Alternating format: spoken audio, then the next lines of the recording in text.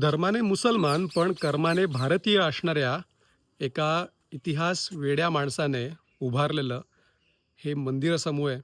200 मंदिरांचा समूह होता, पूर्ण पडलेला होता.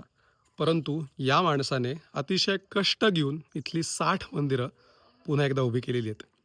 हा आहे मध्य प्रदेशातील बटेश्वर मंदिर समूह. याचं मूळ नाव कदाचित भूतेश्वर असावं आणि त्याच्यात अपभ्रंश होऊन पुढे ते बटेश्वर झालं असावं.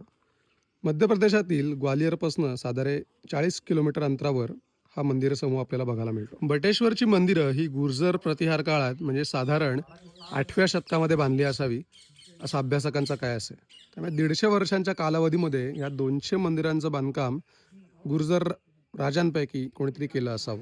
200 मंदिरांपैकी आज केवळ 70 मंदिरं आपल्याला शिल्लक राहिलेली दिसून येतात.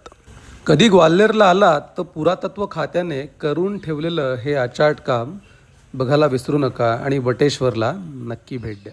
धर्माने मुसलमान पण कर्माने भारतीय असणाऱ्या एका इतिहास वेड्या माणसाने उभारलेलं हे मंदिर समूह आहे. 200 मंदिरांचा समूह होता, पूर्ण पडलेला होता. परंतु या माणसाने अतिशय कष्ट घेऊन इथली 60 मंदिरं पुन्हा एकदा उभी केलेली आहेत. हा आहे मध्य प्रदेशातील बटेश्वर मंदिर समूह. याचं मूळ नाव कदाचित भूतेश्वर असावं आणि त्याच्यात अपभ्रंश होऊन पुढे ते बटेश्वर झालं असावं. मध्य प्रदेशातील ग्वालियरपासून साधारे 40 किलोमीटर अंतरावर हा मंदिर समूह आपल्याला बघायला मिळतो. बटेश्वरची मंदिरं ही गुर्जर प्रतिहार काळात म्हणजे साधारण 8व्या शतकामध्ये बांधली असावी असा अभ्यासकांचा कयास आहे.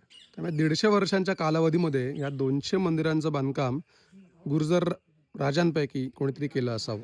200 मंदिरांपैकी आज केवळ 70 मंदिरं आपल्याला शिल्लक राहिलेली दिसून येतात.